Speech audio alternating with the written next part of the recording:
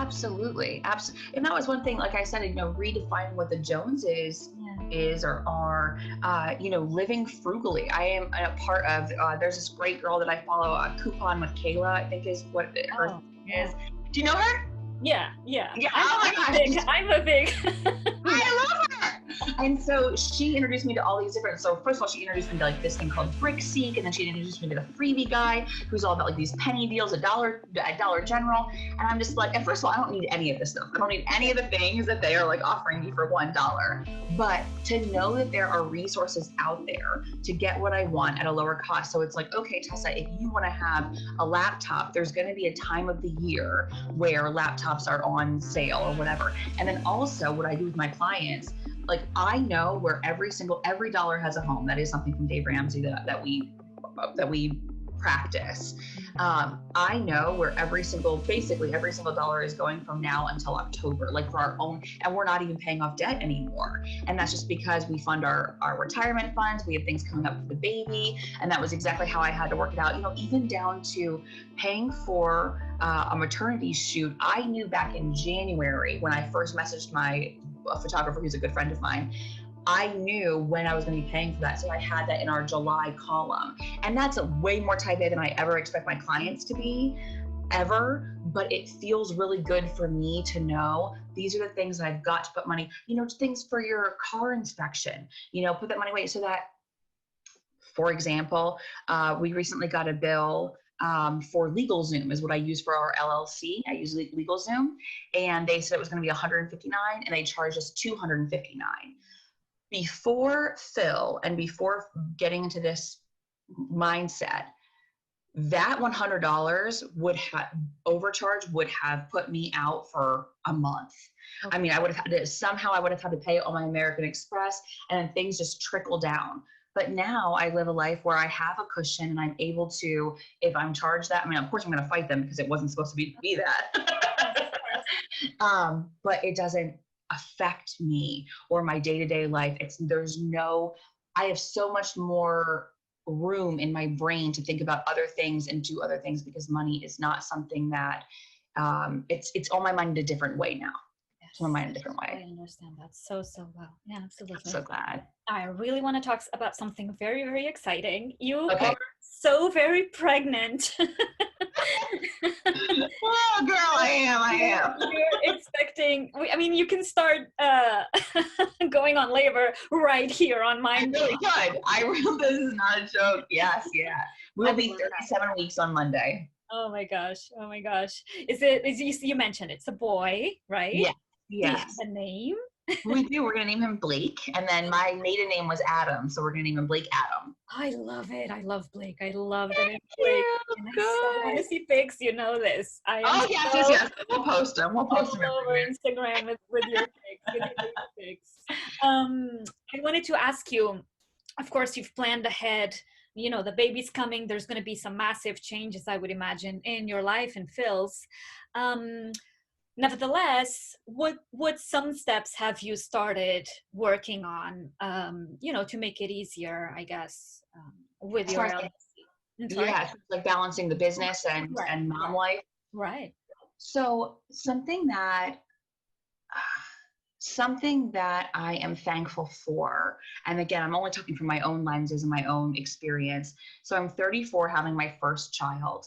And because of the experiences that I've had, again, like being involved in military lifestyle and otherwise, I have seen a lot of friends, family, acquaintances have kids much earlier on. So I'm having my first kid, and I have some friends who are sending their kids to 5th grade. Yeah. Something that has been a blessing in quote unquote waiting to have a baby is I've been able to observe parents and especially moms, and as my friends, of course, who I love. And mom guilt is such a real thing. And to watch my friends feel guilty, whether they are with their kids and they feel guilty that they're not at work, or if they're at work, they feel guilty that they're not with their kids, or if they're doing both, they feel guilty that they're not with their husband or whatever, or their partner, whatever that may be. And I am, my heart goes out to them because I can identify, I can empathize very much. But because they've been vulnerable and shared their stories, or I've been able to observe that, I am going to try my job. That was kind of the encouragement that I had to start a YouTube video that has nothing to do with finances. I mean, at some point we'll talk about finances, I'm sure, but I just have a lot of ideas in my head of the mom that I don't want to be or the mom that I do want to be. And so those are the kind of videos that I started just playing around with on my phone to say, oh, I don't want my kid to have screen time and let's see how well this age is, that kind of stuff. But for this is one that I want to be very intentional about, where I recognize that if I don't do anything for my business for 4 days, and whatever time period that is, and every day that my husband comes home from work, our son is laughing and joyful and healthy, that is my win for the day. And I've waited so long to be a mom, and I don't want to forget how important these years are, because I know they're going to fly by. I know, I'm very conscious of that. And so work will always be there. It will always be there. And I look forward to it. I don't want all the work that I've kind of put into building this business. I obviously don't want it just to go away. And the Walter years I'll get back to in 6 years when they're in school or something.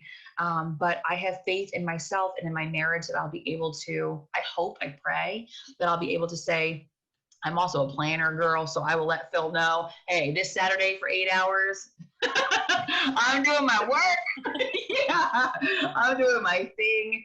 But I want to be very gentle with myself during this time, because I've seen so many, I can't tell you how many lunches and brunches I've been to with girlfriends who are like, oh my gosh, I haven't done this since since my child was born, and their child is like, I don't know, freaking 16, like, how have you not been to brunch with your girlfriends? I want to make time for myself. And I also want to give myself grace that if the biggest thing that I accomplished that day, you said it recently on a podcast, the biggest thing you accomplished that day is keep your child alive. Yeah, is keep your child alive. But that is going to be my win. That is going to be my win. His happiness and his joy.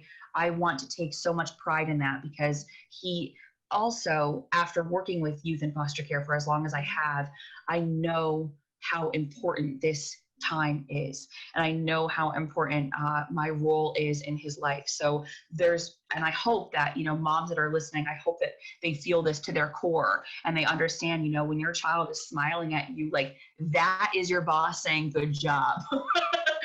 That's your boss. That's the only validation that I hope that I need. Yeah, it's the formative years.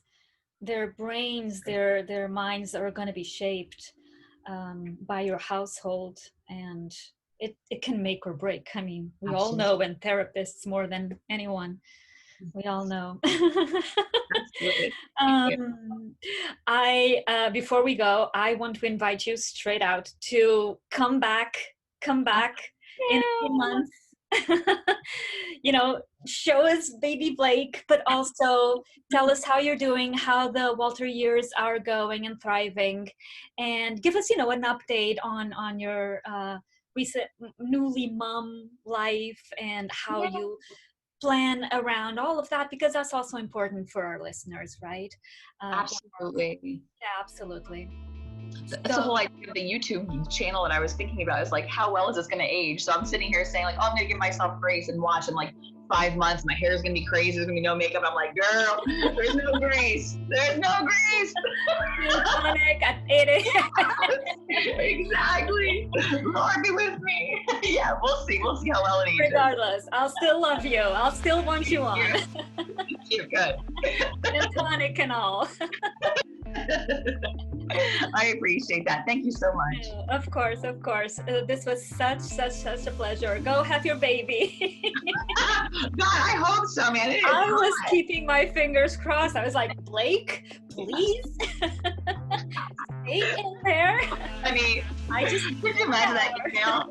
Hi, I came to your podcast. I'm in labor. Or like if I tried to do it from the hospital room. Because I would chase you down, Tessa. I probably would try to do it. In between breathings. I mean, why not? That's what I'm saying. Well, yeah, the woman that you just had on your podcast recently said that she was like on her lunch break, because she, like, that's how she time manages. And that's exactly what I would do. And I was like, hey, listen, between, yes. And the first baby sometimes takes 48 hours to come out. So like, hey, that's plenty of time. Help me, Jesus. Yeah. All right. So we'll stay in touch. Oh my yeah, God. definitely. Absolutely. Thank you so much. All right, Tessa. Bye-bye. Stay well.